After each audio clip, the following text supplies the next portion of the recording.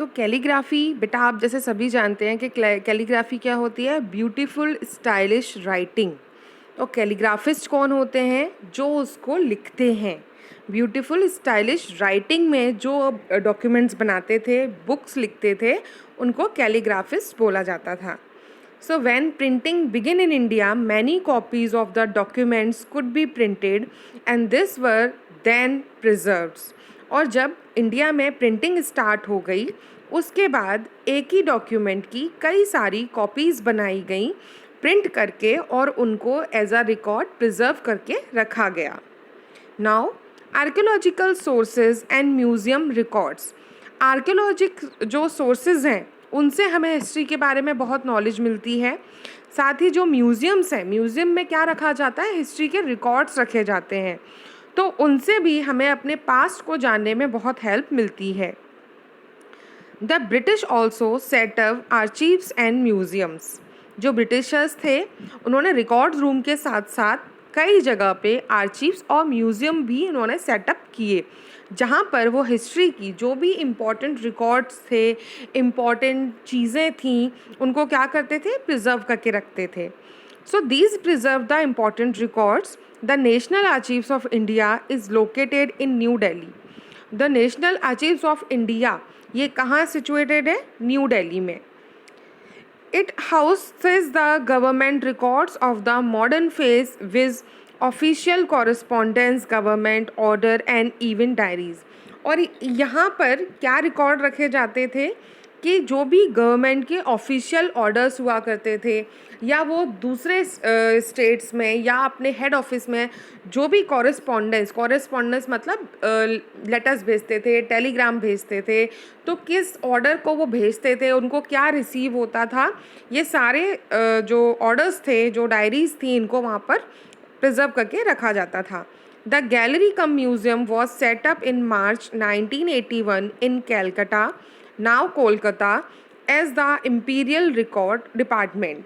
First जो था वो कहाँ बनाया, the national archives of India, ये था न्यू दिल्ली में। दूसरा उन्होंने एक गैलरी के फॉर्म में बनाया, गैलरी म्यूज़ियम। आप सब ने म्यूज़ियम को विज़िट किया होगा, वहाँ पर आर्टिफैक्ट्स होते हैं, रिकॉर्ड्स होते हैं, और जहाँ पर आप जाकर उनको देख सकते हैं।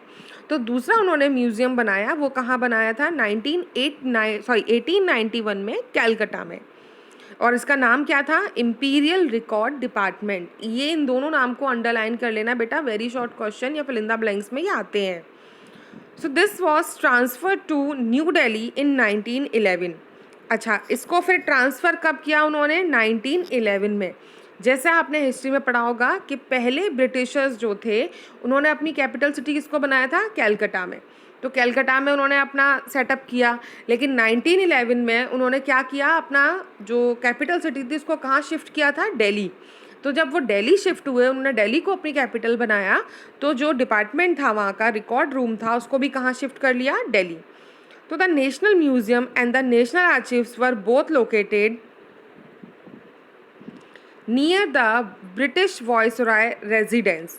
और ये दोनों दिल्ली में उन्होंने कहाँ बनाए, जो ब्रिटिश वायसराय होते थे, वायसराय एक पोस्ट होती है हेड की, तो जहाँ ब्रिटिश वायसराय का रहने की जगह थी, वहाँ के पास में इन दोनों को बनाया गया। Later it was shifted to its present building in 1926। हालांकि बाद में जो इनकी प्रेजेंट बिल्डिंग्स थी उनमें शिफ्ट इसको कर दिया 1926 में। The major work of the National Archives of India is to preserve the records of the Government of India। अब हम इनके वर्क्स जानते हैं कि जो नेशनल आर्चीव्स ऑफ इंडिया जो है, इसका मेन काम क्या है। तो इसका मेन काम है कि जो गवर्नमेंट ऑफ इंडिया है उसके रिकॉर्ड्स को प्रिजर्व करके रखना। The museum holds many artefacts which are useful for the period under study. और जो म्यूज़ियम है उसके अंदर बहुत सारे आर्टफैक्ट्स हम लोगों ने रखे हैं, जिससे कि हम उस पर्टिकुलर पीरियड की स्टडी को कर सकें, डीप स्टडी को कर सकें। अब कौन से आर्टफैक्ट्स हैं, जैसे हड़प्पा जो सभ्यता थी, मोहनजोदाड़ो सभ्यता थी, या अभी भी आप पढ़ते हैं कि यहाँ पर खुदाई हुई, यहाँ पर ये आर्टफैक्ट्स मिले, मटके के टुकड़े मिले, ऑर्नामेंट्स मिले। तो इन सब चीज़ों को उस म्यूज़ियम में रखा जाता है ताकि उसके ऊपर जो रिसर्चर्स हैं, जो स्कॉलर्स हैं, डीप स्टडी कर सकें। साथ ही हम आने वाली जनरेशन को भी बता सकें कि जो पुरानी सभ्यताएं थीं वहाँ पर कैसे काम होता था। The national museum of India is located at new Delhi at its home to many such artefacts. New Delhi में है और ये घर है कई सारे आर्टफैक्ट्स का, कई सारी सभ्यताओं में जो चीज़ें हमें मिली हैं हमने वहाँ पर उसको संभाल के रखा है। Surveys and maps. अब हमें हिस्ट्री को और अच्छे से अगर समझना है तो हमें सर्वे कौन करता है? जो स्कॉलर्स होते हैं, जो रिसर्चर्स होते हैं, वो जो उनको नॉलेज मिलती है, जो स्टडी मिलती है, उसके और भी फैक्ट्स को इकट्ठा करते हैं, डीप स्टडी करते हैं, उसको हम सर्वे बोलते हैं।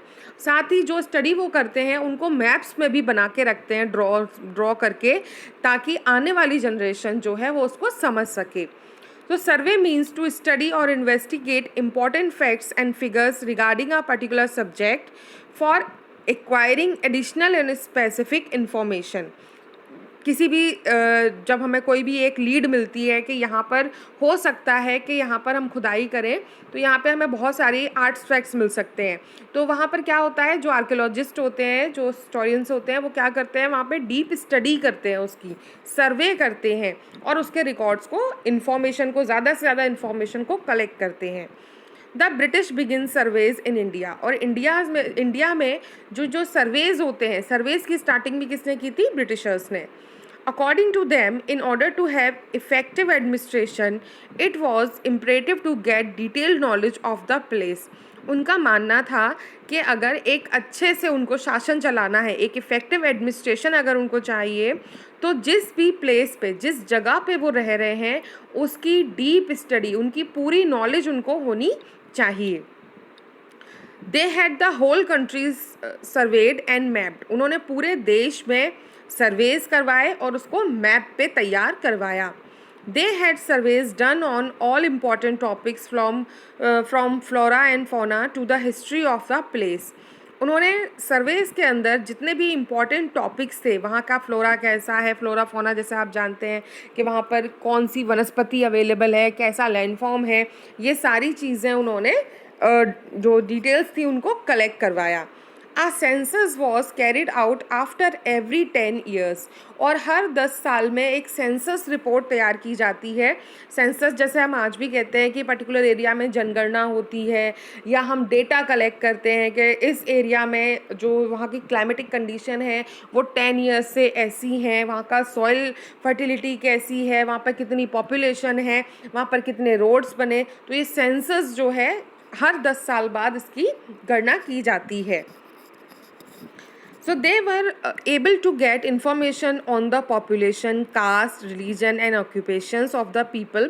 और इस सेंसस में उनको वहाँ की पॉपुलेशन कौन सी है, किस कास्ट के लोग वहाँ पर रहते हैं, वहाँ के रिलीजन क्या है, वहाँ पर ऑक्यूपेशन क्या है, लोग फार्मर्स हैं या सर्विस क्लास हैं या बिजनेस करते हैं, ये सारा डेटा वो लोग इसमें कलेक्ट करते थे। Also map of the whole country were prepared. साथ ही पूरे देश का नक्शा तैयार किया गया।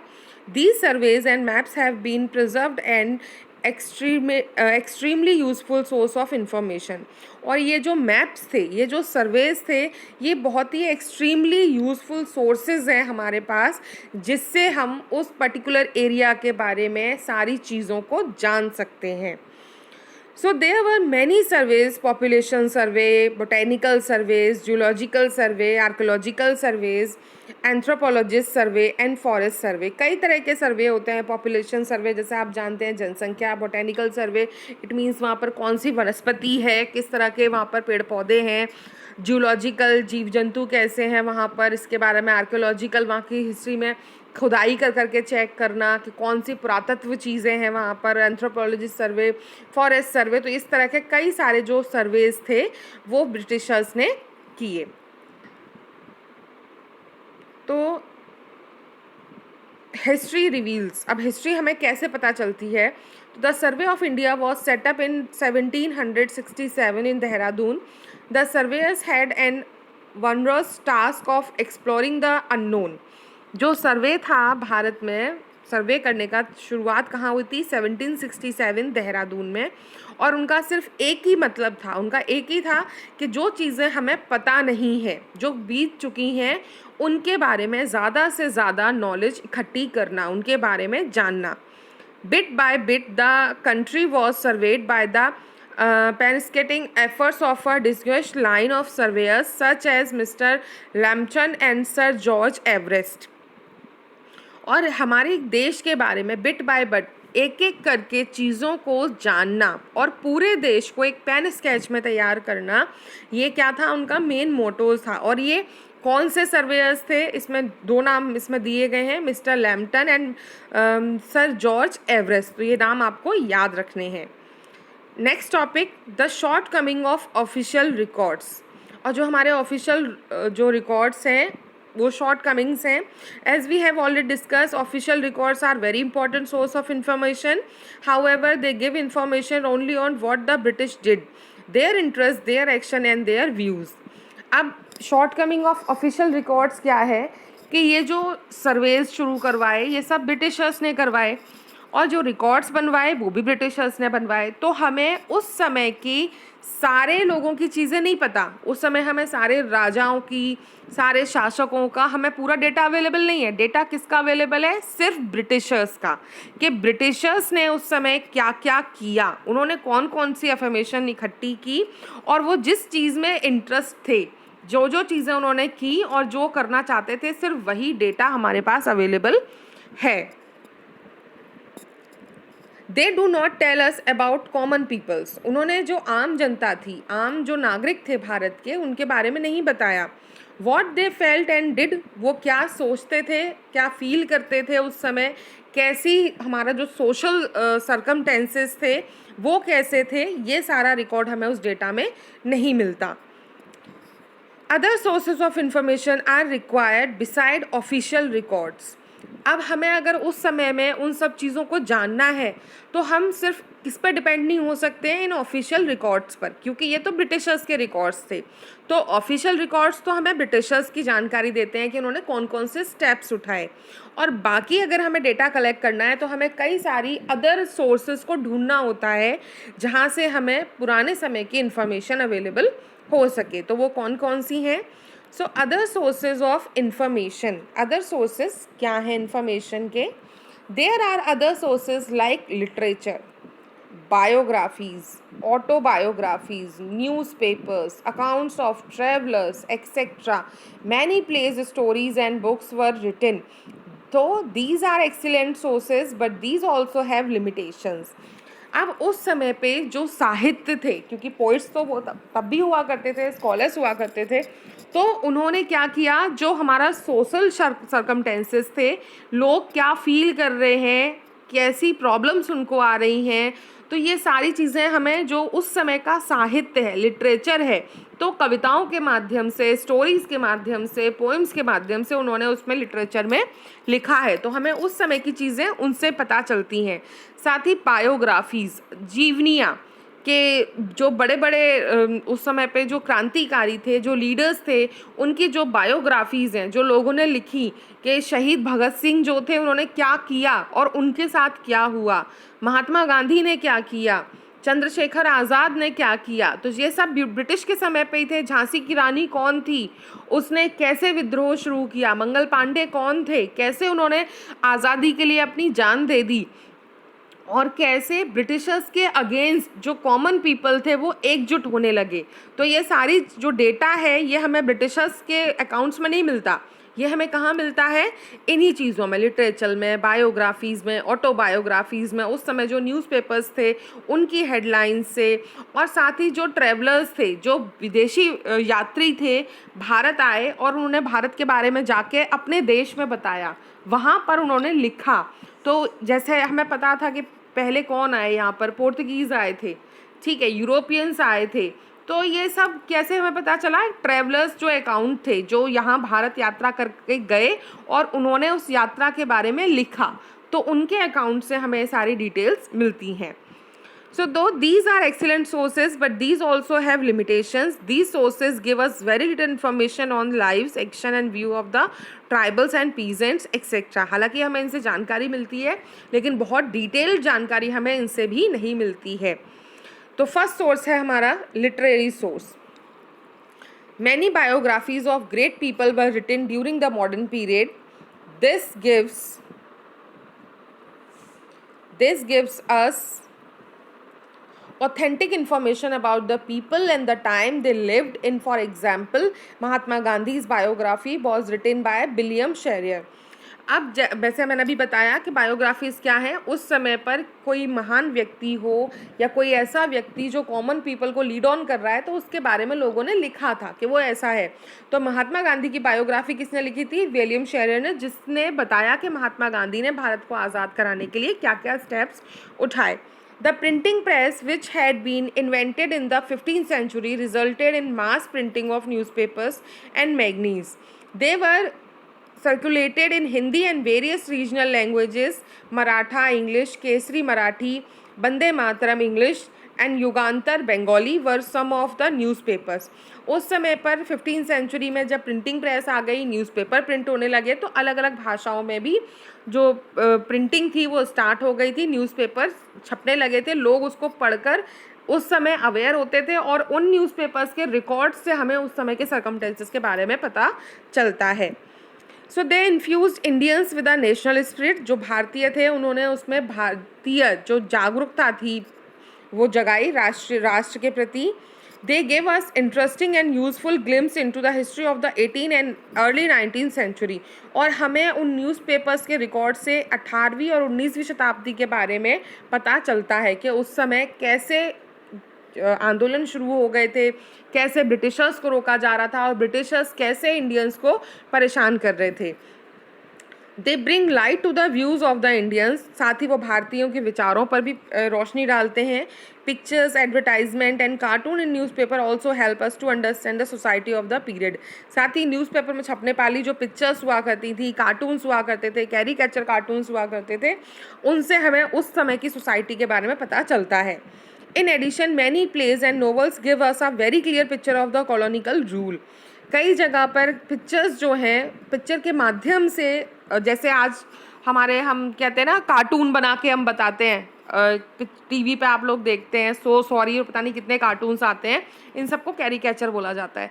तो उस समय पे भी अखबार में ऐसी पिक्चर छपती थी जिससे पता चलता था कि उस समय सोसाइटी कैसी है. So in addition, many plays and novels give us a very clear picture of the colonial rule. साथ ही कुछ novels हैं जिससे हमें उस समय की जो colonial rule था, जो ब्रिटिश शासन था, उसके बारे में clear image होती है. बंकिम चंद्र wrote आनंद मठ. इन सबको आप अंडरलाइन करते जाएंगे. So बंकिम चंद्र wrote आनंद मठ. दीन बंधु मित्रा wrote नील दर्पण and भारतेंदु हरिश्चंद्र wrote भारत दुर्दशा.